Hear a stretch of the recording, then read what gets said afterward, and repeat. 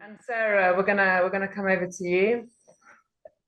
What strategies have been most effective in advancing gender equality in sports governance? It's clearly a topic that resonates with me personally as one of, at that time when I began, very few women leaders in international sport. Uh, Also now, it's not exactly balanced, but there are more, fortunately. Um, but it's trying to advance initiatives throughout the sport, participation across coaching, uh, and across leadership positions. And it absolutely requires proactive work. And Susanna, you gave an example from your experience as an athlete, and following on from what Silke is saying as well.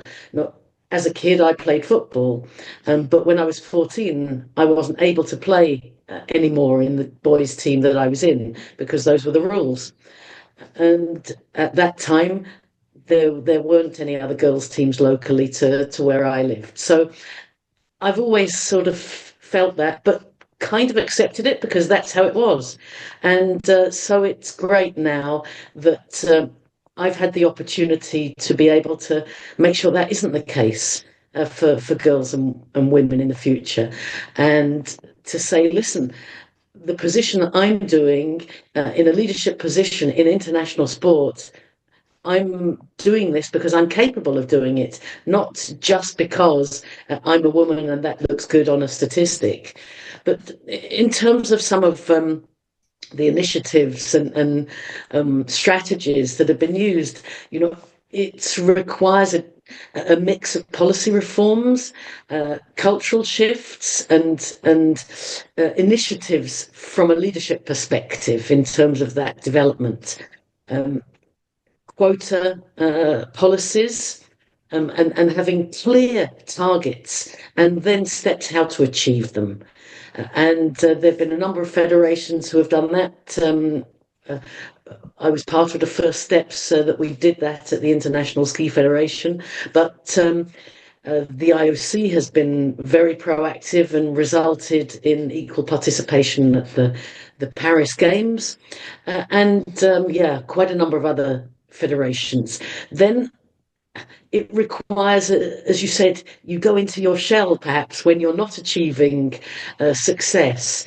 So leadership development for women specifically to help to develop confidence, and of course you can do it. Of course you have the capacity to do it, and to build the confidence and to share experiences and so on. Then it comes to, yeah,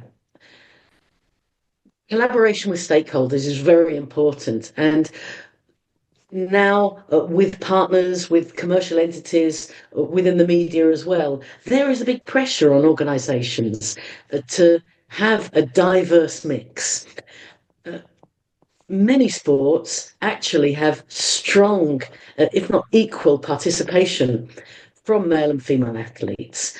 And those who do are recognised for it, and those who don't need to and collaborate with the other ones, mentoring them, supporting them, and guiding them. And within the sports that are part of the International Ski and Snowboard Federation, there are several of them which are balanced, where there's pretty equal participation from men and women, but not in all of the disciplines. And Silje, she knows this very much, that ski jumping and Nordic combined have been much later in terms of their evolution to have their own series.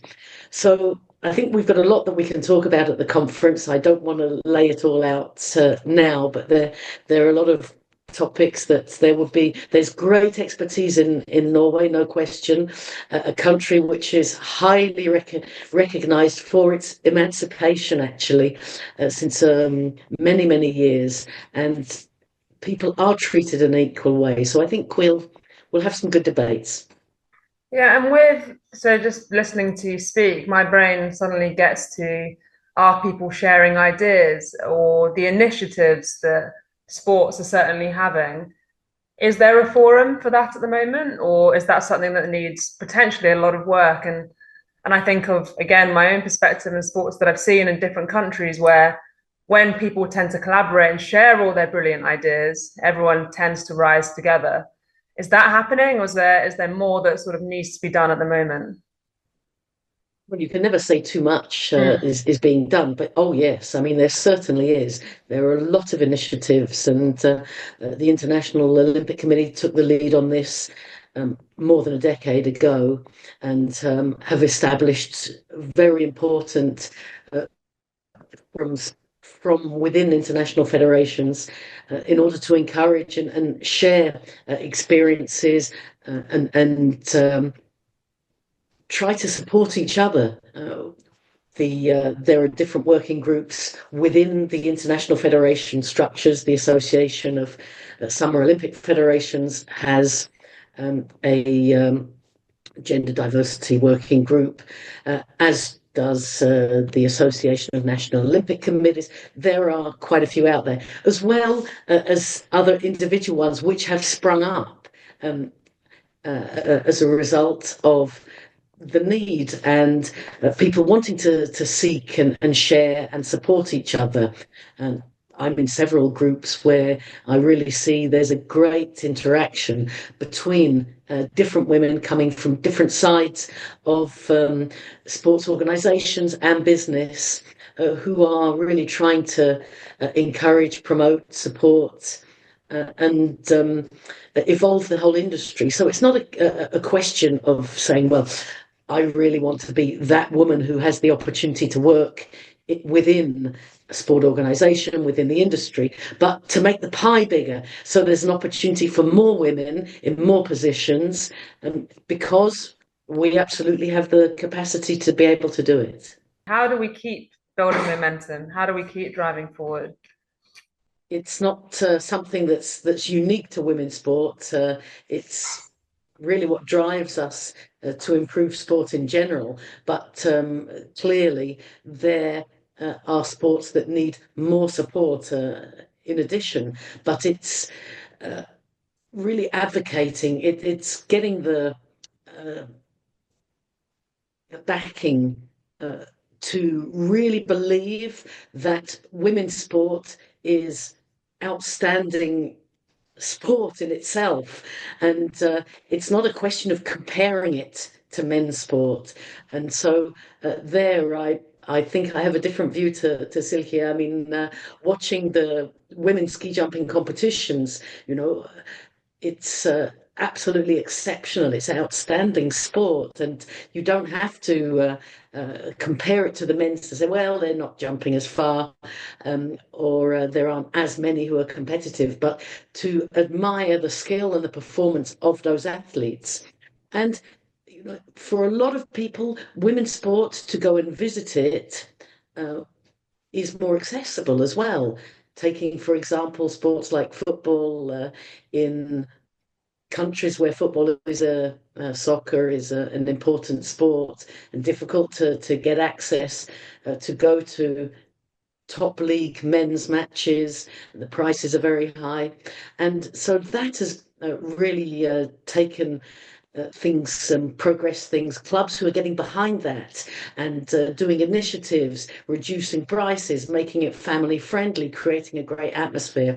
And the media play a huge role as well, encouraging the media to feature women's sport, to make what they're presenting is ultimately what the people are going to watch, because that's what's accessible. So the more visibility it has, the better.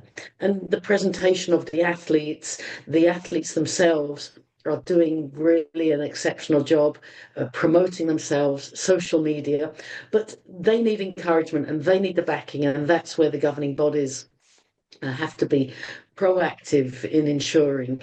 Um, Coming back to the first point about different initiatives, I mean, we were working on the basis of regulations that were based on uh, always in the male tense, or you know, using that that term, and it said, well, where he is used, she also applies. So we went through and changed all communication, all regulations, and ensured that there was parity when it came also to media releases, to photos that were used, to promotional activities, to ensure that there was a great balance.